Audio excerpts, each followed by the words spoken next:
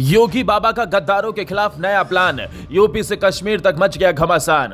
अब गद्दारों की आई शामत कोई आका नहीं बचा पाएगा। पहलगाम के बाद योगी की हुंकार। गद्दारों को कुचलने की तैयारी, क्या होगा नया मास्टर स्ट्रोक। 22 अप्रैल 2025 जम्मू कश्मीर के पहलगाम में बैसरन घाटी में हुए नरसंहार ने पूरे देश को झकझोर कर रख दिया है। 26 मासूम नागरिकों को बेरहमी से मौत के घाट उतार दिया गया। इस आतंकवादी हमले ने एक बार फिर केंद्र और राज्यों की सुरक्षा नीति को कटघरे में खड़ा कर दिया है। लेकिन इस बार देश चुप नहीं है। इस बार जवाब की मांग हो रही है और इस जवाब का नाम है योगी आदित्यनाथ। उत्तर प्रदेश के मुख्यमंत्री योगी आदित्यनाथ ने पहलगाम कांड को लेकर तीखी प्रतिक्रिया दी है। उन्होंने साफ शब्दों में कहा, ये वो सरकार नहीं है जो गद्दारों पर दया दिखाए, ऐसे तत्वों को कुचल कर रख देंगे।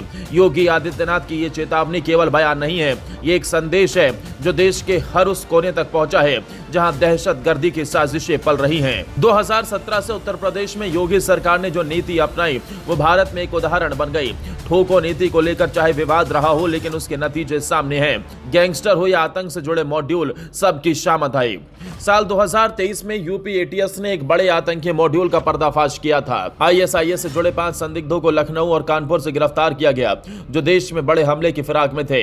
गुंडों की धरपकड़, दहशतगर्दों का एनकाउंटर और अवैध संपत्ति पर बुलडोजर, यही है योगी मॉडल की पहचान। अब सवाल है कि क्या इसी मॉडल को जम्मू कश्मीर में भी लागू किया जाना चाहिए। कश्मीर में योगी मॉडल की मांग क्यों उठ रही है। पहलगाम कांड के बाद कश्मीर की फिजा बदल गई है। श्रीनगर, डोडा और बारामूला जैसे इलाकों में लोग सड़कों पर उतर आए हैं। उनके हाथों में सिर्फ मोमबत्तियां नहीं थी, बल्कि पोस्टर थे, हमें योगी मॉडल चाहिए। श्रीनगर निवासी जावेद अहमद कहते हैं, जब तक गद्दारों और उनके मददगारों को सख्त सजा नहीं मिलेगी, कश्मीर में शांति नहीं आ सकती। हमें योगी जी जैसा सख्त सिस्टम चाहिए।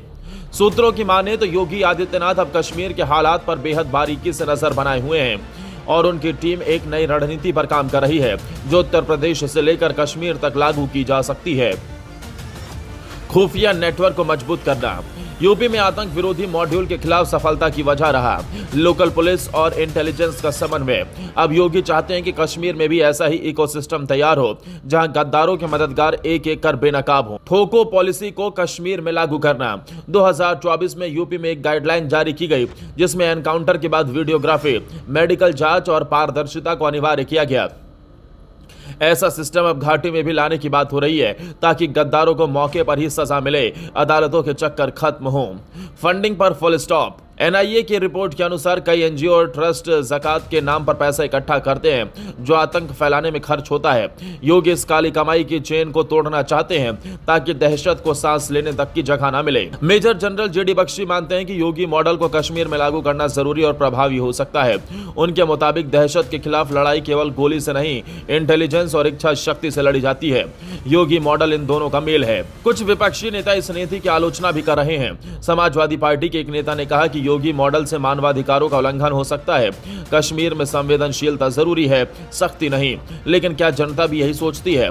पहलगाम कांड के बाद जिस तरह लोग ठोको नीति की मांग कर रहे हैं, वो बताता है कि अब सहनशीलता की हद पार हो चुकी है। लोग न्याय नहीं, अब तुरंत न्याय चाहते हैं। सेना ने इस कांड के 3 संदिग्धों के स्केच जारी कर दिए हैं। 2 मददगारों को हिरासत में लिया गया है। जांच एजेंसियां चौकन्ना है। लेकिन इस पूरे घटनाक्रम से सबसे बड़ा सवाल यही है, क्या योगी की सख्ती कश्मीर में भी शांति ला पाएगी? क्या यूपी का मॉडल घाटी में भी कारगर होगा? और क्या अब आतंक के खिलाफ आखिरी युद्ध शुरू हो चुका है? आप इस बारे में क्या सोचते हैं? अपनी राय कमेंट में जरूर बताएं।